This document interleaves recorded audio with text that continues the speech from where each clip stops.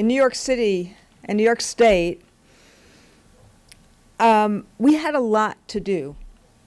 And we still have a lot to do. But when I look at the country, and Philly is just a metaphor for so much of it. When I look at the country, there is something really special and different about, let me say, our shtetl, our little village of New York City and extending to New York State, that's really different.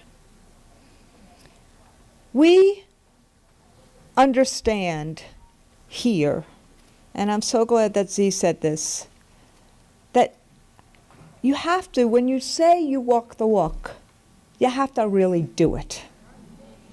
And a hot New York second, people get when you're real or when you're not. And that is something, in some ways, that John Kest, whom many of us know and love and still mourn for, taught people like Billy, Z, I see Carol back there, Christine, myself, Steve, and many of us in the room. Many of us were his disciples, right? Because he understood, and it was so good to hear Z say that as well, and Billy say that as well. He understood two things. One, power never yields willingly. Never. I'm going to say that again. Power never yields willingly. And number two, that the people united will never be divided or defeated.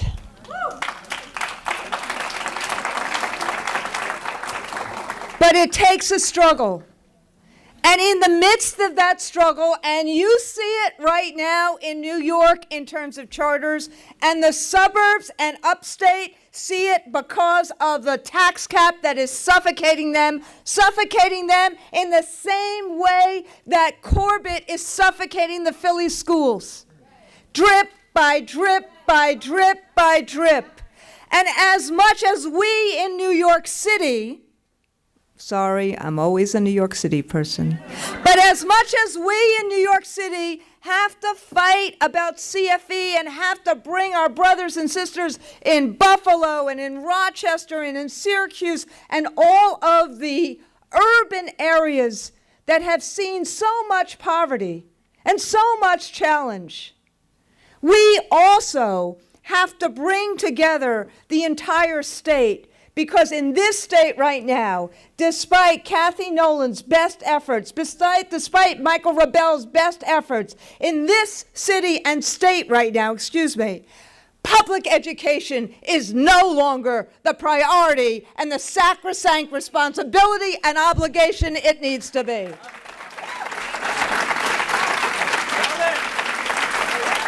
And you know that as well as I know that in terms of what the CFE obligations are. And you know as much as I do that rather than making that the obligation, what the hedge funds in this city do is try to divide and denigrate and marginalize.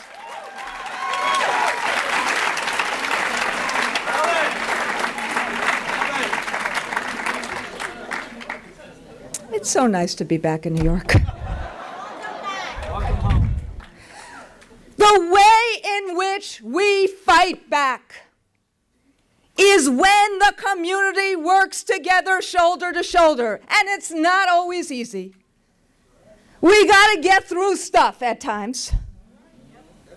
And at times it means having real conversations with each other in terms of saying, remember when we didn't trust each other 25 years ago, that one day when you did, remember this? We're a family.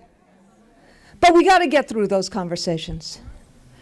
Because if we don't, and if we don't work shoulder to shoulder, not only to support public education, but as he said, none of us want public education the way it is right now. We want a public education system in this state and in this nation that ensures that every child reaches his or her God-given potential. And whether a child wants to be an artist, a musician, it would be nice to have some art and music. Whether a child wants to be an inventor, a creator, whether a child wants to be a plumber. That is what public education in this country was all about. It was about making sure that every public school is a place that parents want to send their kids, that educators are engaged in and want to go to work at, and that kids are engaged. Where we have a fixation on children, not a fixation on testing.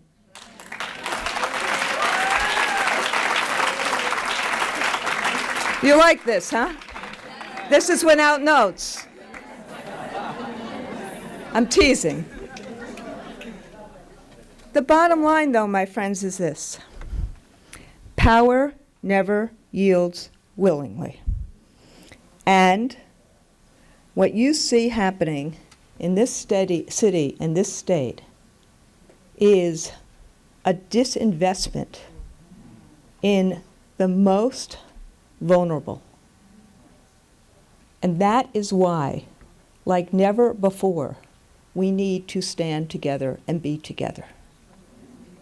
And ultimately, I know you can do this.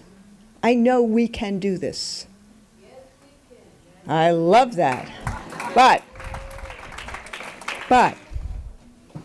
it is going to take a collective responsibility, a shared responsibility on all of our parts in order to do this, where we must have each other's back. Because the more we fight, the more we change minds of communities all across the country, and the more the people who don't want us to succeed double down on their attacks on us. I have never been as attacked personally as I am this year by roving and reckless right-wing groups.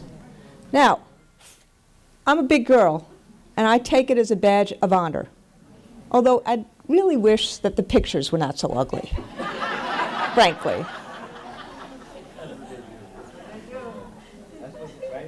But my point is this.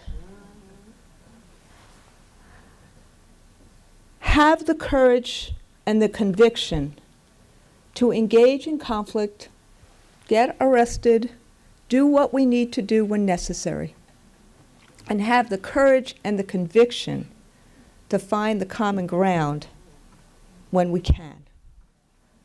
Both are vital. If we do that, in terms of coming up with ideas as community and the broader, as a broader community, whether those are ensuring that there's project-based instruction, or that there's portfolio assessments, or that there's art and music, or that there's labs, or that there's multiple pathways to graduation. Regardless of what the idea is, or that we're doing wraparound services on schools, regardless of what the idea is, we need to come together and all be together on those ideas. Because when we are, the world changes. Just this week, just yesterday or 2 days ago, the Council of Great City Schools and all the superintendents of school districts all across America, sorry, I'm going to try not to be sarcastic when I say this, said, oops, we were wrong. There's too much testing. And we're now going to get rid of the redundancies and the excessive tests and on and on and on. Now, I'm only saying that because how many years have we been at this, right?